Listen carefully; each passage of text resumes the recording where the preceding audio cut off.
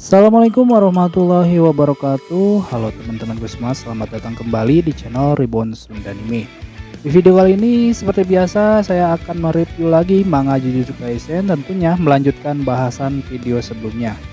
Oke, tanpa berlama-lama lagi kita langsung saja masuk kepada pembahasannya. Oke teman-teman, di awal panel manga Jujutsu Kaisen chapter 91 ini diperlihatkan Itadori awalnya ingin menghancurkan benda aneh mencurigakan yang tiba-tiba menempel dan bisa berkomunikasi dengannya. Namun setelah benda tersebut mengatakan bahwa dia adalah Mekamaru dari SMA Jujutsu cabang Kyoto, Itadori pun mengurungkan niatnya tersebut. Lalu benda tersebut memberi sebuah kabar buruk kepada Itadori bahwa Gojo Satoru telah disegel. Sementara itu, di lokasi B5F sendiri diperlihatkan orang yang sedang mengambil alih tubuh Suguru Geto mengucapkan salam perpisahan kepada Gojo Satoru yang tubuhnya sedang dalam proses penyegelan. Nah, ketika sang Gojo berkata, "Mungkin ini memang waktuku tidur, tapi ini juga saatnya bagimu untuk bangun." Tiba-tiba terlihat tangan orang tersebut bergerak lalu mencoba mencekik lehernya sendiri. Kemudian, orang tersebut tiba-tiba tertawa dan berkata, "Mustahil! Ini pertama kalinya untukku." Mengutip dari perkataannya tersebut, Abang yakin bahwa sebelum dia masuk dan mengambil alih tubuh Suguru Geto, kemungkinan orang ini sudah beberapa kali berpindah-pindah dan berganti tubuh. Menurut orang ini, pada intinya tubuh adalah jiwa dan jiwa adalah tubuh. Jika tidak, fenomena ingatan yang memasuki pikirannya bahkan setelah berganti pemiliknya tak akan bisa dijelaskan. Lalu di panel berikutnya diperlihatkan Gojo Satoru meminta orang tersebut agar proses penyegelannya cepat diselesaikan karena posisi tubuhnya sangat tidak nyaman dan ia juga sudah muak melihat wajah kedua orang yang ada di hadapannya. Tak lama kemudian, akhirnya orang yang mengambil alih tubuh Suguru Geto mengabulkan permintaan Gojo Satoru sehingga penyegelan pun selesai. Di sini pun dijelaskan bahwa penjara kubus tersebut hanya bisa dipakai sekali saja kecuali orang yang terjebak di dalamnya bunuh diri. Berpindah ke lokasi Yuji Itadori, Mei Mei dan adik laki-lakinya, di mana di sana diperlihatkan Mei Mei bertanya kepada benda yang mengaku sebagai Mekamaru tentang apa alasan dirinya harus percaya bahwa Gojo Satoru telah disegel. Lalu, benda tersebut pun berkata bahwa dirinya tak punya bukti apapun, tapi fakta bahwa dirinya di sini adalah sebuah bukti. Benda tersebut juga menjelaskan bahwa dirinya sudah dibunuh pada tanggal 19 Oktober oleh kutukan tingkat khusus bernama Mahito. Dirinya yang sekarang hanyalah rencana cadangan yang disiapkan sebelum tewas. Ini adalah rencana rumit yang bisa berjalan dengan syarat Gojo Satoru tersegel. Untuk menghindari kegagalan fungsi, dirinya pun membatasi posisi boneka ini di 3 lokasi. Menurutnya, Yuji Itadori adalah penyihir dari SMA Tokyo yang memiliki kemungkinan paling kecil sebagai mata-mata. Dan dirinya sudah menghitung Mei Mei berdasarkan situasi saat ini. Alasannya, karena Mei Mei dan kemampuan mengintainya dikirim ke Meiji Jingumai dan bukannya untuk memata-matai di Shibuya. Sedangkan Itadori, dia bahkan tidak punya koneksi pada dunia Jujutsu hingga baru-baru ini. Lalu ketika Mei Mei bertanya bagaimana jika dirinya menolak mengikuti perintah, tiba-tiba benda tersebut memberitahu Itadori dan Mei Mei bahwa ada pengguna kutukan sekitar 2 orang yang datang untuk membunuh mereka. Mendengar hal tersebut, Itadori dan Mei Mei pun sontak melihat ke arah terowongan gelap yang ada di hadapan mereka. Mei Mei pun bertanya kepada Itadori, apa mereka lebih kuat dari kutukan yang kau lawan tadi?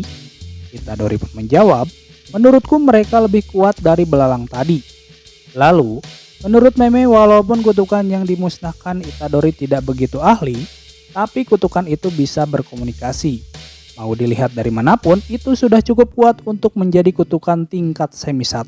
Awalnya, Mei Mei mengajak Itadori untuk menghiraukan saja pengguna kutukan tersebut dan terus berjalan karena harus memeriksa Gojo Satoru. Tapi, Mekamaru mengatakan bahwa situasi Shibuya telah berubah. Teknik perisai yang mereka gunakan jauh lebih kuat dari milik kita. Di sini pun dijelaskan bahwa ada 4 tirai yang melingkupi Shibuya saat ini. Tirai A menjebak para warga sipil, tirai B menjebak Gojo Satoru, dan tirai C mencegah para penyihir untuk masuk. Singkat cerita, akhirnya Mei Mei pun mau mendengarkan rencana cadangan milik Mekamaru yang tak lama lagi akan hilang.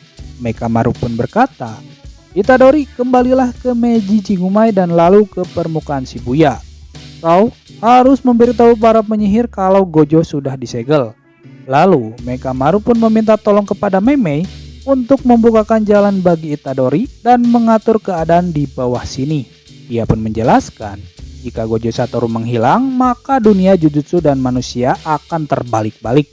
Sementara itu, Ui diperbolehkan untuk memilih. Tak lama kemudian, pengguna kutukan pun akhirnya sudah datang.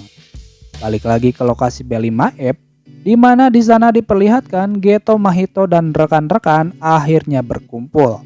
Namun tak lama berselang, tiba-tiba kubus yang dipegang Geto bergerak-gerak lalu jatuh ke atas lantai dan membuat retakan di lantai tersebut.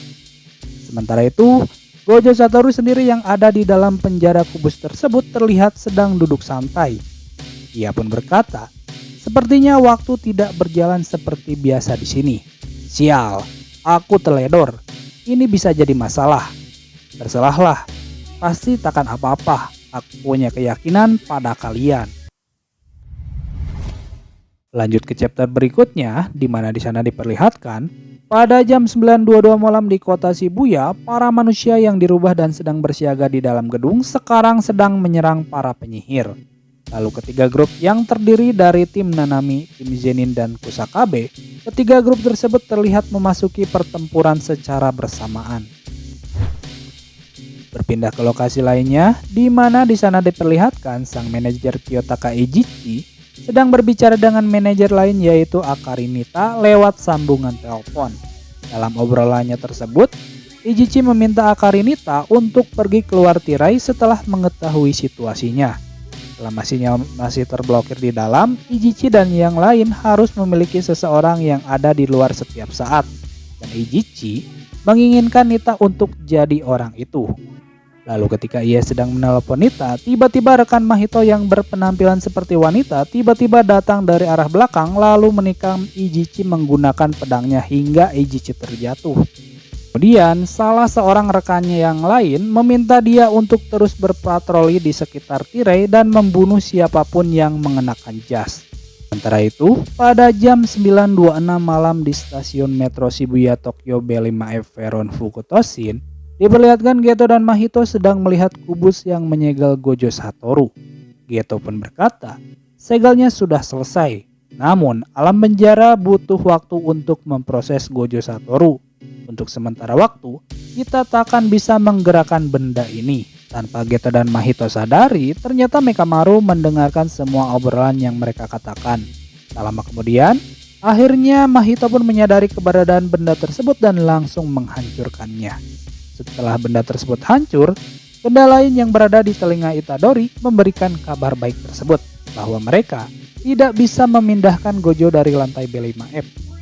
Mendengar kabar baik tersebut, terlihat Itadori pun tersenyum lebar. Lalu, Mekamaru pun meminta Itadori untuk memerintahkan para penyihir agar bergerak mendekat ke stasiun Shibuya dari semua stasiun terdekat. Setelah tirai yang menghalangi penyihir untuk masuk hilang, kita akan menyerang. Awalnya, Itadori agak tidak paham akan instruksi tersebut, dan dia bingung bagaimana cara agar bisa menghubungi Eiichi. Namun tak lama, ia pun sepertinya memiliki rencana. Sebelum melakukan apa yang diperintahkan Mekamaru, terlebih dahulu selama di perjalanan Itadori pun mengalahkan para kutukan yang sedang menyerang para warga sipil. Setelah semua beres, Itadori pun melompat sangat tinggi untuk naik ke atap gedung. Lalu setelah itu, dengan keras dan lantang Itadori pun memanggil nama Nanami. Dan ia memberitahunya bahwa Gojo Sensei sudah disegel. Mendengar hal tersebut, sontak Nanami pun segera mengganti rencana. Dia bersama kedua muridnya harus segera menyusul Itadori. Menurutnya, kalau penyegalan itu memang benar, maka ini semua adalah akhir bagi semua manusia di negeri ini. Beralih ke lokasi B5F, di mana di sana diperlihatkan Geto menduga bahwa para penyihir Jujutsu akan bertambah dan mulai menuju ke sini. Geto pun bertanya kepada rekan-rekannya, "Aku akan tetap di sini, bagaimana dengan kalian?" Yoso pun menjawab, "Demi membalaskan dendam saudaraku, aku akan membunuh Yuji Itadori dan Nobara Kushigaki. Lalu, aku akan menuju SMA Jujutsu untuk mengambil sisa saudaraku." Sementara itu, Jogo pun berkata, Aku tak tahu siapa itu Kushigaki, tapi kau tak boleh menyentuh Itadori. Kita akan mengubahnya jadi Sukuna." Namun, Choso tak peduli, sehingga terjadi ketegangan di antara Choso dan juga Jogo. Sementara itu, Mahito sembari tersenyum berkata bahwa dirinya sendiri juga ingin membunuh Itadori. Setelah melihat Gojo secara langsung yang sekarang telah disegel, menurutnya kini penyihir dan kutukan cukup seimbang. Jika Sukuna bangkit, dia percaya dirinya dan rekan-rekan akan jadi favorit untuk menang. Jadi, Mahito pun mengajak semuanya untuk membunuh Itadori. Walau Sukuna tidak ada, dia percaya timnya masih akan tetap menang. Lalu bagaimanakah kisah selanjutnya? Oke teman-teman, demikianlah pembahasan manga Jujutsu Kaisen chapter 91 sampai 92. Terima kasih buat kalian yang sudah mampir dan menonton video ini sampai selesai. Dan akhir kata, wassalamualaikum warahmatullahi wabarakatuh.